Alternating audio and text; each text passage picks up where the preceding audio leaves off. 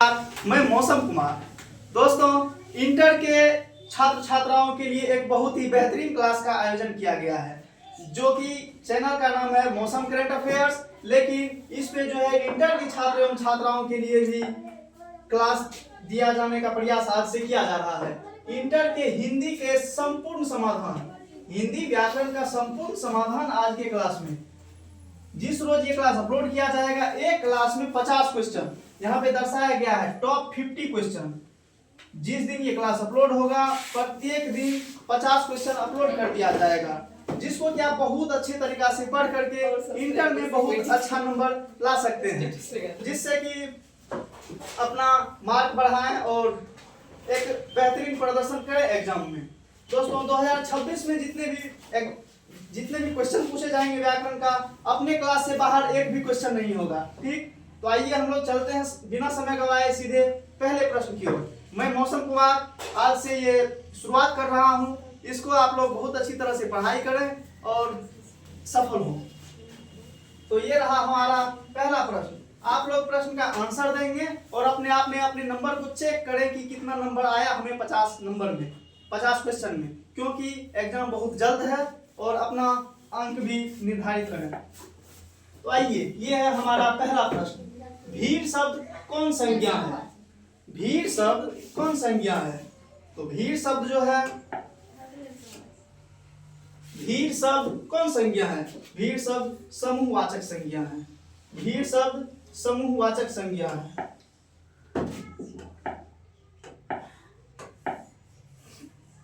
देखिए दोस्तों, संज्ञा कितने प्रकार के होते हैं? सबसे पहले संज्ञा कहते किसे हैं? तो संज्ञा कहते हैं किसी व्यक्ति, वस्तु या स्थान के नाम को संज्ञा कहते हैं। हम किसी व्यक्ति, वस्तु या स्थान के नाम को संज्ञा कहते हैं। किसी व्यक्ति, वस्तु या स्थान के नाम को संज्ञा कहते हैं। तो आइए हम लोग संज्ञा की परिभाषा देख लेते हैं, क्योंकि इसमें इस टॉपिक में जो है संबंधित प्रश्न होगा, संज्ञा से संबंधित, विशेषण से संबंधित, इसमें स्पेशल प्रश्न होगा। ठीक, तो आइए हम लोग संज्ञा के बारे में जानते हैं। किसी व्यक्ति, वस्तु,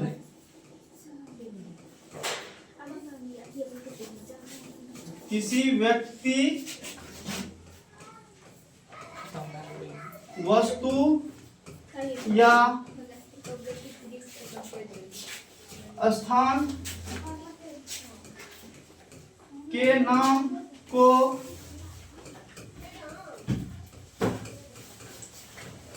संज्ञा कहते हैं। और संज्ञा के 5 प्रकार हैं। संज्ञा के 5 प्रकार। पहला प्रकार व्यक्तिवाचक संज्ञा।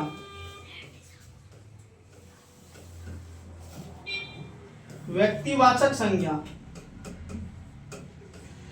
2 नंबर जातिवाचक संज्ञा। जातिवाचक संज्ञा। 3 नंबर समूहवाचक संज्ञा।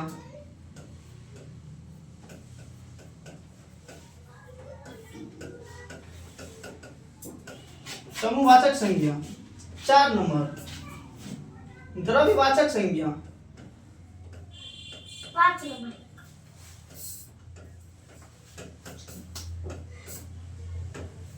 5 नंबर में भाववाचक संज्ञा।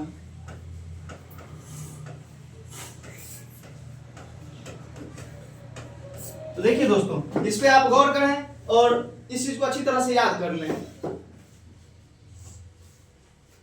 ठीक, उसके बाद आइए हम लोग चलते हैं अगले प्रश्न की ओर। अगला प्रश्न, दक्षिण शब्द कौन सी संज्ञा है? यानी कि दिशा जो होता है, उत्तर, दक्षिण, पूर्व, पश्चिम, तो ये दक्षिण शब्द जो है कौन सी संज्ञा है? तो दक्षिण शब्द संज्ञा है व्यक्तिवाचक संज्ञा। दक्षिण शब्द व्यक्तिवाचक संज्ञा। अगला प्रश्न, वाराणसी शब्द कौन संज्ञा है? तो वाराणसी शब्द भी व्यक्तिवाचक संज्ञा है। वाराणसी शब्द व्यक्तिवाचक संज्ञा। 1 मिनट दोस्तों, हम लोग इस चीज को अच्छी तरह से एक बार डिस्कशन कर लें, जिससे कि हमें आंसर देने में अच्छा रहेगा, या फिर आप लोग अच्छी तरह से समझ भी जाएंगे। व्यक्तिवाचक संज्ञा उसे कहते हैं जिससे किसी खास व्यक्ति, वस्तु या स्थान के नाम का बोध हो, तो उसे व्यक्तिवाचक संज्ञा कहते हैं। जातिवाचक संज्ञा वैसी संज्ञा जिससे किसी जाति के संपूर्ण जिससे किसी संपूर्ण जाति का बोध हो उसे हम जातिवाचक संज्ञा कहते हैं, और जिससे समूह का बोध हो उसे समूहवाचक संज्ञा कहते हैं। जैसे भीड़, झुंड, मेला, ये सभी समूहवाचक संज्ञा हो गई। और द्रव्यवाचक संज्ञा जिससे माप तोल का बोध हो तो वो हो गया द्रव्यवाचक संज्ञा। और भाववाचक संज्ञा वैसी संज्ञा जिससे भाव का बोध हो, जैसे प्रेम, दया, घृणा, इन सभी भाव का बोध हो उसे हम भाववाचक संज्ञा कहते हैं। ठीक, तो आइए चलते हैं हम लोग अगले प्रश्न की ओर।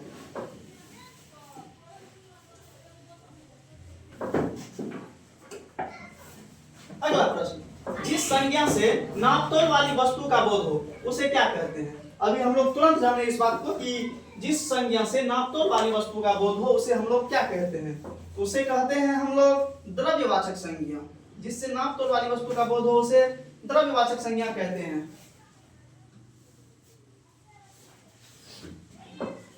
अगला प्रश्न, कृपणता शब्द कौन संज्ञा है? कृपणता, कृपणता जिसमें आई, ता, वट, हट लगा हो वो होती है भाववाचक संज्ञा। तो इसमें लगा हुआ है कृपणता, यहाँ पे लगा हुआ है कृपणता। तो कृपणता में कौन संज्ञा होगी? भाववाचक संज्ञा। इस चीज को हम लोग जान लें कि भाववाचक संज्ञा की पहचान कैसे होगी? जिसके अंत में, जिस शब्द के अंत में आई, ता, वट, हट लगा हो। ठीक, तो ये होगी भाववाचक संज्ञा। जैसे लिखाई, मानवता, लिखावट, इस तरह से हम लोग जानेंगे तो ये भाववाचक संज्ञा। अगला प्रश्न, भारतवर्ष कौन संज्ञा है? भारतवर्ष कौन संज्ञा है? तो भारतवर्ष संज्ञा है व्यक्तिवाचक संज्ञा। भारतवर्ष संज्ञा है व्यक्तिवाचक संज्ञा। अगला प्रश्न, कवि शब्द कौन संज्ञा है? देखिए दोस्तों, कवि शब्द जो है कौन संज्ञा है, जिसको आप लोग गौर करें। कवि से किस चीज का भाव व्यक्त हो रहा है? संपूर्ण कवि, जितने भी कवि हैं सबका भाव एक तरह से व्यक्त हो रहा है। तो कवि जो है इससे संपूर्ण जाति का बोध हो रहा है। तो ये हो गया जातिवाचक संज्ञा। अगला प्रश्न, झुंड शब्द में कौन संज्ञा है? तो झुंड शब्द में संज्ञा है समूहवाचक संज्ञा। झुंड शब्द में संज्ञा है समूहवाचक संज्ञा। ठीक, झुंड में संज्ञा है समूहवाचक संज्ञा। अगला प्रश्न, ऐसी संज्ञा जिनके खंड सार्थक होते हैं उन्हें क्या कहते हैं? ये एक बहुत ही महत्वपूर्ण प्रश्न है दोस्तों। ठीक, तो आइए जवाब दें। ऐसी संज्ञा जिनके खंड सार्थक होते हैं तो वो होते हैं यौगिक। जिनके खंड सार्थक होते हैं वो होते हैं यौगिक। ठीक, तो देखिए जैसे खंड सार्थक कैसे समझे? एक शब्द लेते हैं हम लोग विद्यालय। विद्यालय,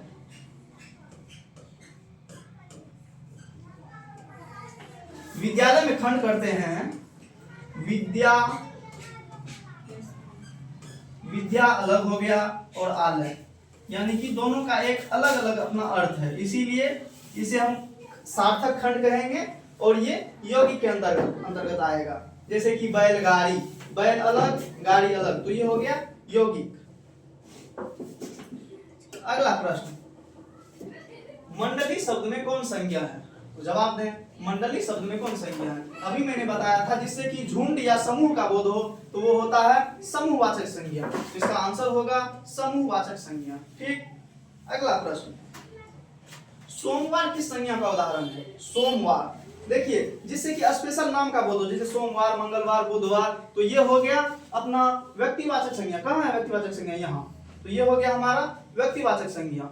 ठीक, अब है कलम शब्द कौन संज्ञा है? कलम, कलम शब्द कौन संज्ञा है? देखिए कलम शब्द से सभी चीज का बोध हो जाता है। जैसे पेंसिल हुआ, कलम हुआ, यानी कि सिर्फ एक कलम शब्द से कलम के संपूर्ण जाति का बोध हो जाता है। तो ये हो गया हमारा जातिवाचक संज्ञा। जातिवाचक संज्ञा के और उदाहरण कुछ हम लोग देख लें दोस्तों। जैसे कि कोई पेशा होता है, कोई वकील, कोई वकील, वकील, डॉक्टर, डॉक्टर, ये सभी जो है जातिवाचक संज्ञा के अंतर्गत आते हैं। ठीक, अगला प्रश्न, कौन आता है में कौन सर्वनाम है? कौन आता, जैसे ही दोस्तों इस शब्द को आप लोग देखें, कौन, क्या, तो ये सीधा हम लोग जान आ जाएंगे प्रश्नवाचक पे। या फिर प्रश्न में ये तो खैर किसी भी प्रश्न में लगा सकते हैं, लेकिन कौन आता है में कौन सर्वनाम पूछ रहा है, कौन आता है में कौन सर्वनाम होगा, तो इसमें होगा प्रश्नवाचक सर्वनाम। ठीक, तो आइए दोस्तों, चर्चा हुआ हमारे पास सर्वनाम का, तो हम लोग सर्वनाम के बारे में 2 लाइन जान लेते हैं, फिर आगे प्रश्न क्यों चलते हैं, क्योंकि आप लोगों ने इतने दिनों में कुछ ना कुछ तो अच्छी तरह से पढ़ा ही होगा, लेकिन एक बार रिवीजन के रूप में आप लोग इस प्रश्न को देख लें। तो सर्वनाम संज्ञा के बदले में प्रयुक्त होने वाले शब्द को सर्वनाम कहते हैं, यानी कि संज्ञा के बदले में प्रयुक्त होता है। सर्वनाम जो है संज्ञा के बदले में प्रयुक्त होता है। ठीक, बदले में प्रयोग शब्द, संज्ञा के बदले में प्रयुक्त शब्द। ठीक, अब है सर्वनाम के भेद कितने होते हैं, तो सर्वनाम के भेद दोस्तों होते हैं 6। ठीक, सर्वनाम के 6 भेद होते हैं। तो आइए हम लोग धीरे धीरे इसके संख्या को भी जान लेते हैं कि कौन कौन होता है। 1 नंबर में पुरुषवाचक सर्वनाम, पुरुषवाचक सर्वनाम, पुरुषवाचक सर्वनाम, निजवाचक सर्वनाम,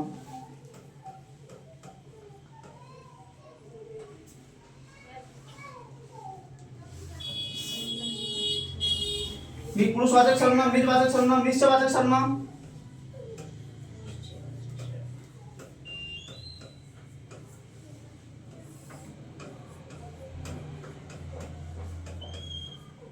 निश्चयवाचक सर्वनाम हो गया। उसके बाद अनिश्चयवाचक सर्वनाम,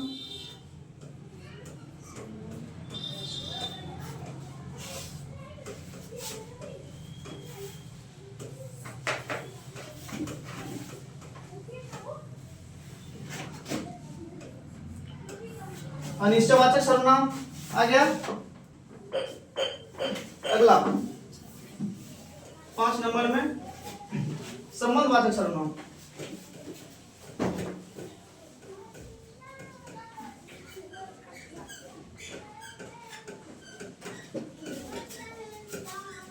और है प्रश्नवाचक सर्वनाम।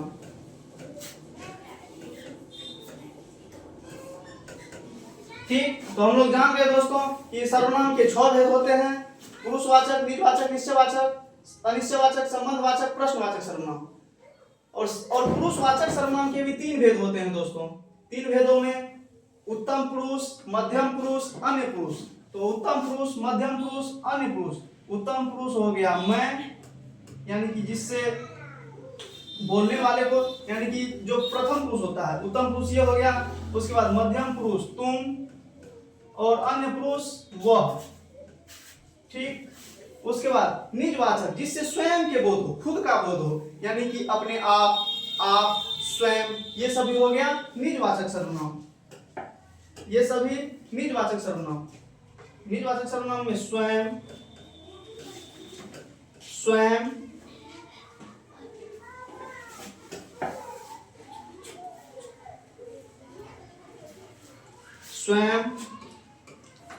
आप, अपने आप। ठीक, और निश्चयवाचक सर्वनाम में यह वह। निश्चयवाचक सर्वनाम में यह वह वे। ठीक, अनिश्चयवाचक सर्वनाम में कोई, जिससे अनिश्चित व्यक्ति या वस्तु का बोध हो, जिससे अनिश्चितता का बोध हो, कोई, कुछ। उसके बाद संबंधवाचक सर्वनाम में जो, सो, जैसा, तैसा, ये सभी। और प्रश्नवाचक सर्वनाम में कौन, क्या, कब। ठीक, तो आइए और फिर चलते हैं हम लोग अगले प्रश्न की ओर। अब है, यह मेरा छोटा भाई सौरभ है, यह किस सर्वनाम का उदाहरण है?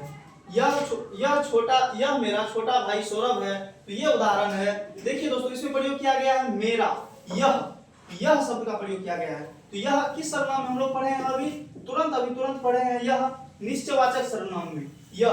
तो यह हो गया निश्चयवाचक सर्वनाम, ये निश्चयवाचक सर्वनाम।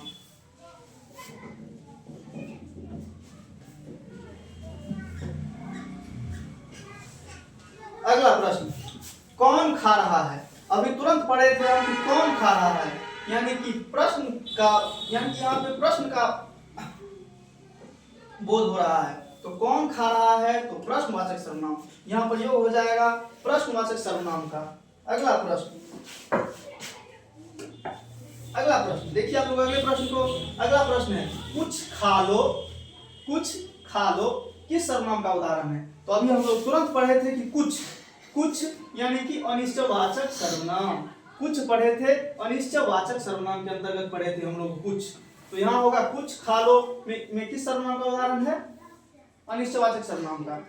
अगला प्रश्न, भारत का राष्ट्रपति कौन है? इस वाक्य में कौन, कौन किस सर्वनाम का उदाहरण है? तो कौन अभी तुरंत पढ़े थे प्रश्नवाचक सर्वनाम, कौन पढ़े थे प्रश्नवाचक सर्वनाम के बारे में। कौन प्रश्नवाचक सर्वनाम।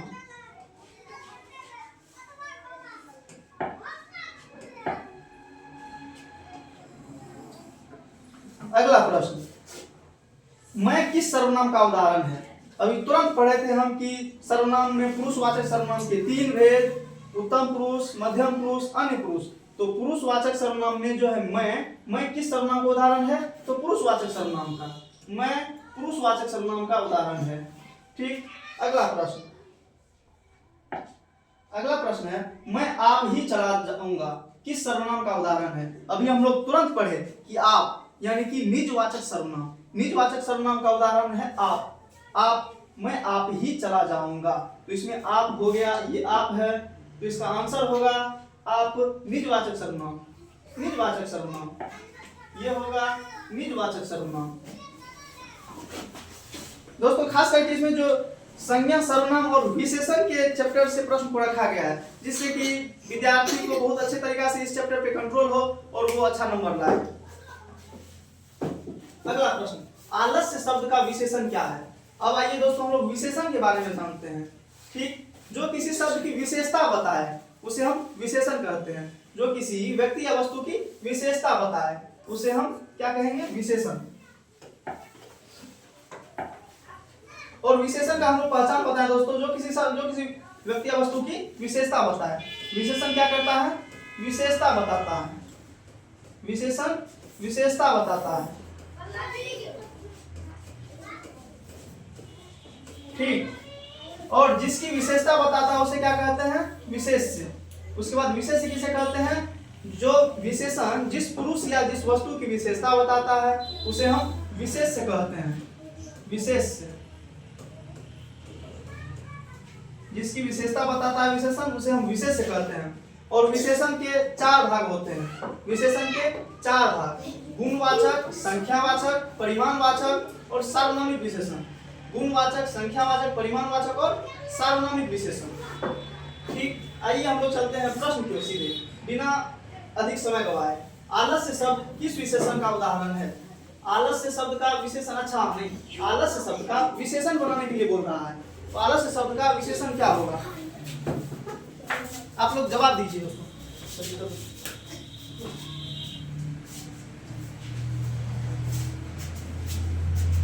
तो आलस्य शब्द का विशेषण होगा आलसी, आलस्य शब्द का विशेषण होगा आलसी। अगला प्रश्न, पुराण शब्द का विशेषण क्या होगा? तो पुराण शब्द का विशेषण होगा पौराणिक। देखिए दोस्तों, पुराण शब्द को विशेषण बनाने के लिए क्या किया गया है? पुराण शब्द को विशेषण बनाने के लिए इस पुराण शब्द को विशेषण बनाने के लिए क्या किया गया है? इसमें जोड़ा गया है इक प्रत्यय, इसमें जोड़ा गया है इक प्रत्यय। और किसी भी शब्द में इक प्रत्यय लगने से, किसी भी शब्द में इक प्रत्यय लगने से उस शब्द का पहला अक्षर जो होता है वो दीर्घ हो जाता है, उस शब्द का पहला अक्षर दीर्घ हो जाता है। इसीलिए पुराण शब्द में इक प्रत्यय लगने से ये हो गया पौराणिक, पौराणिक। ठीक, इस चीज को आप लोग अच्छी तरह समझ गए कि किसी भी शब्द में इक प्रत्यय लगने से वो दीर्घ हो जाता है। जैसे यहाँ पे पुराण है और इसमें इक प्रत्यय लगा तो पौराणिक बन गया और पौराणिक विशेषण बन गया। ठीक, पुराण शब्द का विशेषण पौराणिक। अगला प्रश्न, अगला प्रश्न है ग्राम शब्द का विशेषण क्या होगा? तो तो ग्राम शब्द का विशेषण होगा ग्रामीण। ग्राम शब्द का विशेषण ग्रामीण। इन सबको दोस्तों अच्छी तरह से प्रैक्टिस करते चले और इंटर में बहुत अच्छा नंबर लाएं। मेरी यही शुभकामनाएं हैं कि आप लोग बहुत ही बेहतरीन प्रदर्शन करें और हर एक सब्जेक्ट में अच्छा नंबर लाने का प्रयास करें और मेहनत करने के बाद बिल्कुल आएगा भी, आप लोग को बहुत ही अच्छा नंबर आएगा। और रेगुलर बेसिस पे मेरे क्लास से जुड़े रहें। यह नया घर है, इस वाक्य में नया शब्द क्या है?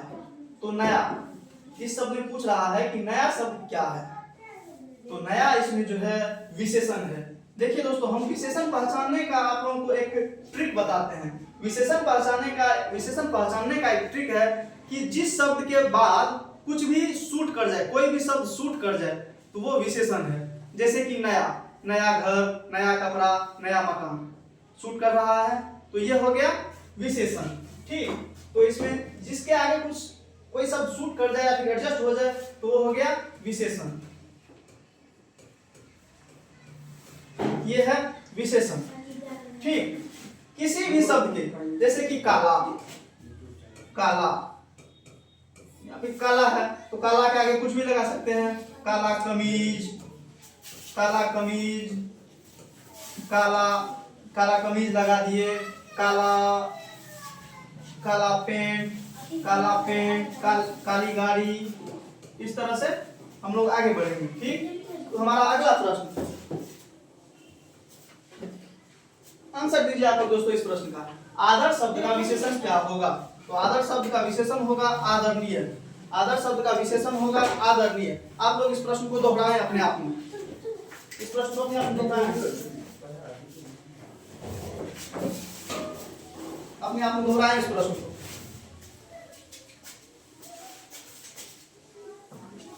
अगला प्रश्न, शिव शब्द का विशेषण होगा। तो शिव शब्द का विशेषण होगा इसमें शैव।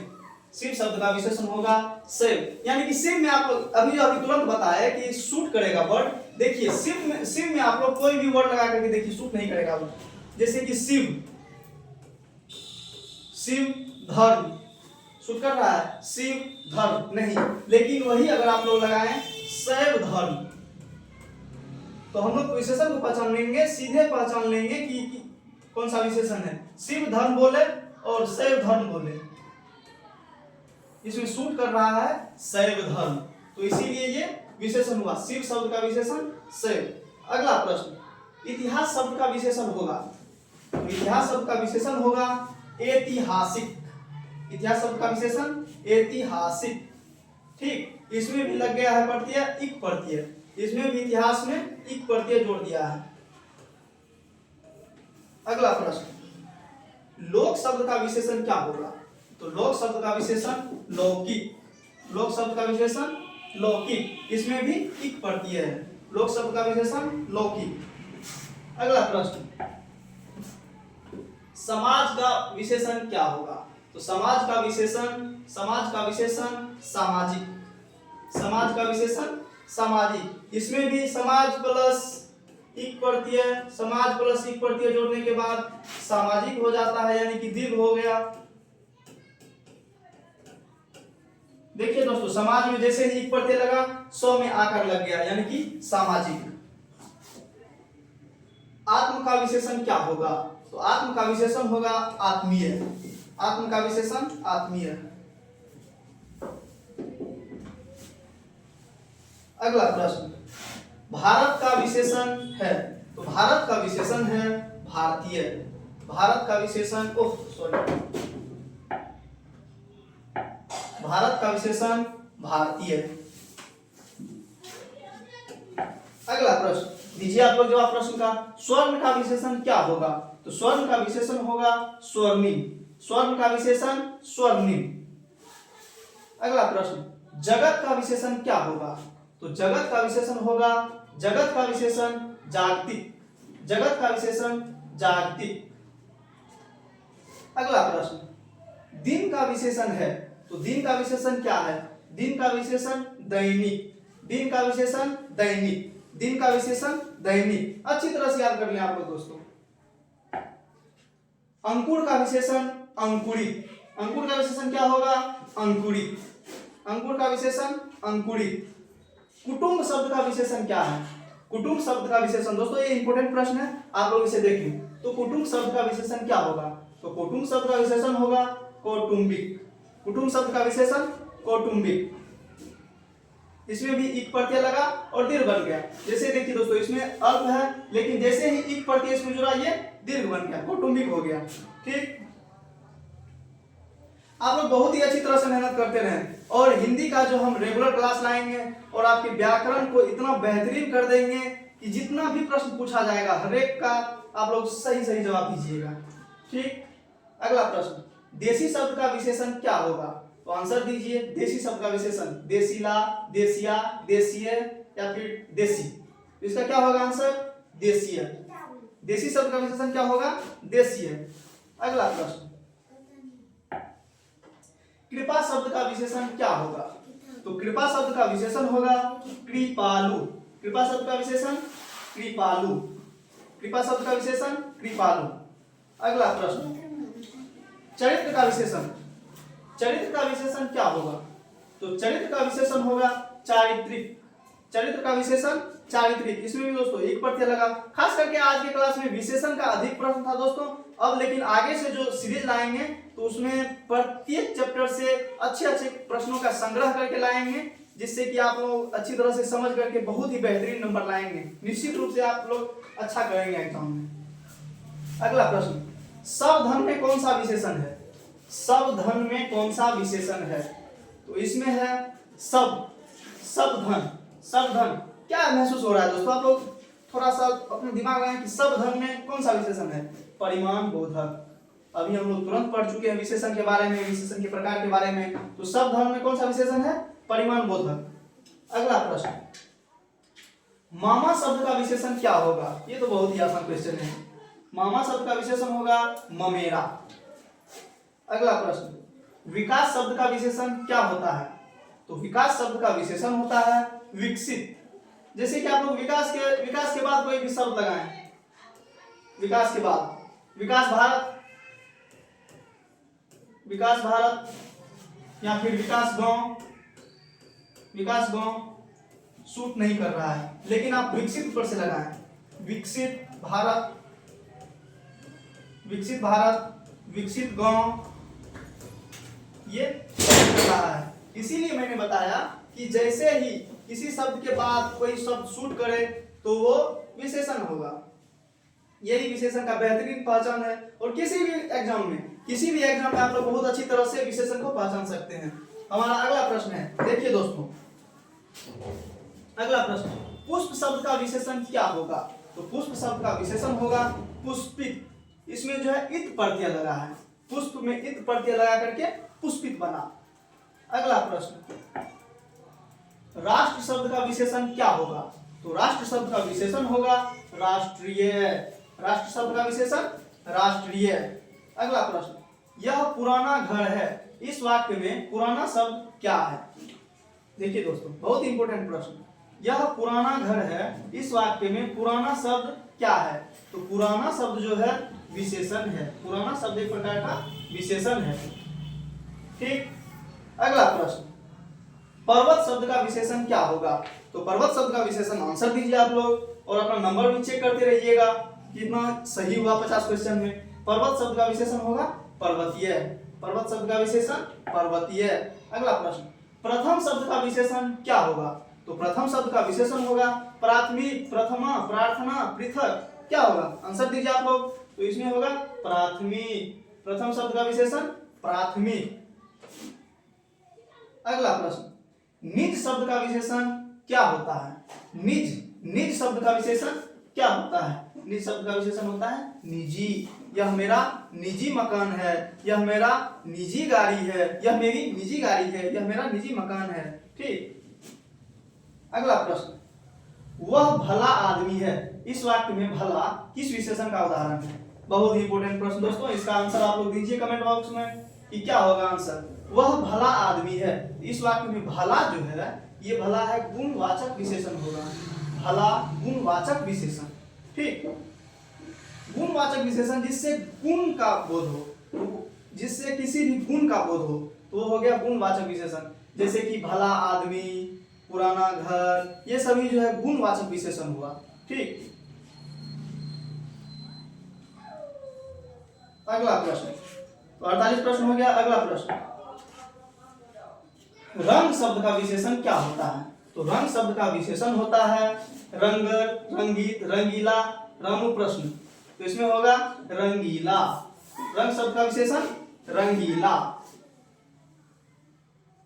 देखिए दोस्तों, आप लोगों को शायद ये क्लास बोरिंग लगे, लेकिन मैं ये ध्यान में रखता हूं कि कम से कम समय में अधिक से अधिक प्रश्न छात्रों को कराएं, जिससे कि उनके समय का सदुपयोग हो और वो परीक्षा में अच्छा नंबर लाएं।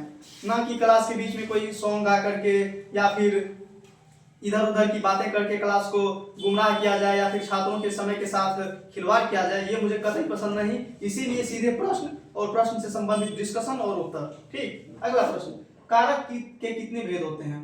तो ये तो पता ही होगा, कारक के भेद होते हैं 8। आइए हम लोग कारक के बारे में 2 लाइन जान लेते हैं और फिर आज की क्लास को ही समाप्त करते हैं। देखिए दोस्तों, क्रिया की उत्पत्ति में जो सहायक हो उसे कारक कहते हैं। ये सब व्यापक परिभाषा है। क्रिया की उत्पत्ति में जो सहायक हो उसे कारक कहते हैं। कारक के 8 भेद होते हैं। ठीक, कारक के 8 भेद होते हैं, जिसमें कि पहला कर्ता कारक, कर्ता, कर्ण, कर्ता कारक, कर्म कारक, करण कारक, संप्रदान कारक। आप लोग इसी को अच्छी तरह से याद करते जाएं। कर्ता कारक, कर्म कारक, संप्रदान कारक, अपादान कारक, अपादान कारक, कहीं मंकी बैठ गया शायद, अपादान कारक, संबंध कारक, कर्ता कारक, कर्म कारक, करण कारक, संप्रदान, अपादान, संबंध, अधिकरण कारक,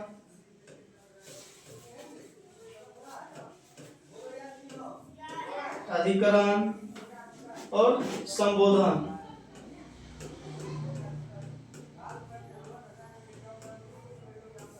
एक, दो, तीन, चार, 5, 6, 7, 8। तो इस तरह से ये 8 कारक हुआ दोस्तों। ठीक, तो आइए जानते हैं हम लोग कर्ता कारक। काम करने वाले को कर्ता कारक कहते हैं। जो काम करता है यानी कि उसे कर्ता कारक, जिस पर काम का फल पड़े उसे कर्म कारक कहते हैं। जिस साधन से काम किया जाए उसे कर्म कारक कहते हैं। ठीक, उसके बाद संप्रदान कारक, अपादान कारक, संबंध कारक, अधिकरण कारक, संबोधन कारक। तो आगे की क्लास में हम लोग देखेंगे कि बहुत ही बेहतरीन प्रश्न का संग्रह लाएंगे और ठीक इस तरह से आगे की क्लास में ही हम लोग अन्य चैप्टर पर भी बहुत अच्छे से डिस्कशन करेंगे। और ये कहना है कि आप इस सेशन को अपने दोस्तों तक भी, जितने भी 11th 12th के छात्र हैं, अपने दोस्तों तक भी शेयर करें और अपने क्लास को सफल बनाएं। और मिलते हैं हम लोग अगले क्लास में। जय हिंद।